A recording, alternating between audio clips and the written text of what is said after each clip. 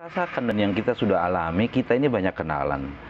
Tapi karena koneksinya tidak begitu kuat, hubungan batinnya atau hubungan cara berpikirnya tidak begitu kuat, tidak sama frekuensinya, makanya kadang-kala kita tetap merasa sendiri. Nah, hubungan yang kurang dekat ini juga bisa dialami oleh para keluarga. Emotional loneliness bisa terbagi dua, yaitu family loneliness dan romantic loneliness. Maka family loneliness itu bisa terjadi karena hubungan orang tua dengan anak tidak bisa terjalin dengan baik, di mana orang tua yang mengabaikan kebutuhan anak atau sebaliknya, anak yang tidak punya waktu untuk orang tuanya. Itu family loneliness. Kemudian romantic loneliness itu timbul karena kurangnya kedekatan yang sehat dengan pasangan kita. Pasangan yang tidak mau mendengarkan dan tidak mampu untuk menjadi pendengar atau merasakan emosi pasangannya. Ini pun bisa memicu suasana kesendirian, loneliness, atau romantic loneliness. Makanya bagi kaum muda yang motivasi menikahnya adalah hanya untuk supaya tidak sendiri saja, maka galilah lebih dalam lagi. Dari Anas bin Malik radhiyallahu anhu, ia berkata bahwa Rasulullah bersabda, "Idza tazawwajal 'abdu faqad kammala nasfaddin." Jika seseorang menikah, maka ia telah menyempurnakan separuh agamanya. Falyataqillaha fi nisfil baqi. Karenanya bertakwalah pada Allah pada separuh yang lainnya. Hadis riwayat Baihaqi. Kemudian juga menikah itu adalah untuk meningkatkan nilai ibadah.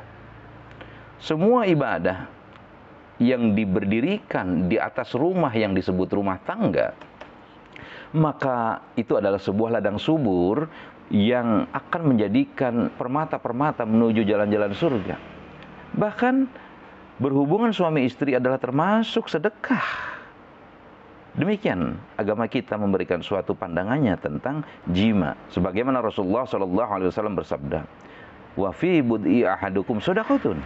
Seseorang di antara kalian yang bersetubuh dengan istrinya adalah sedekah.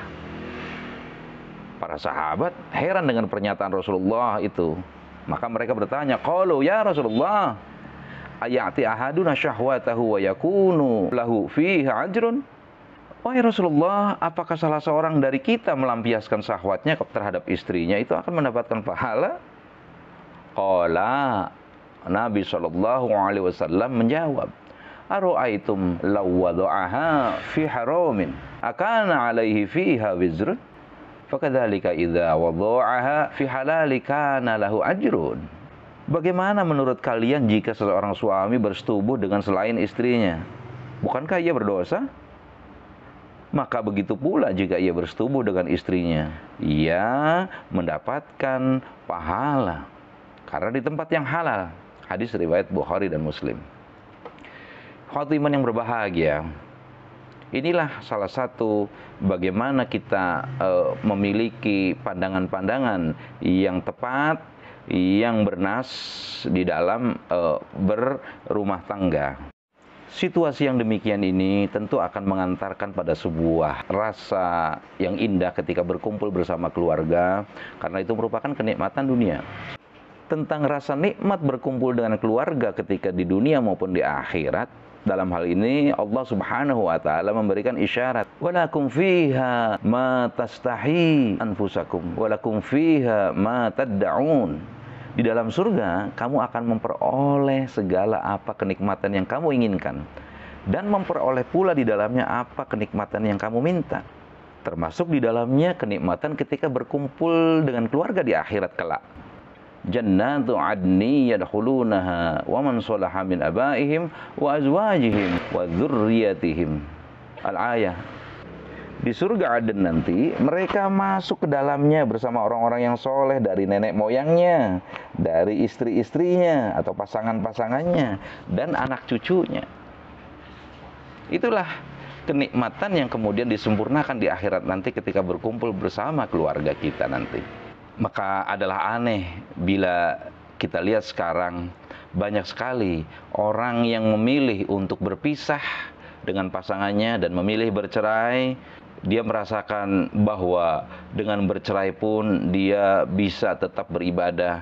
bisa menikmati kehidupan materinya tanpa terganggu oleh siapapun. Inilah fakta-fakta sosial yang saat ini terjadi di tengah-tengah kita.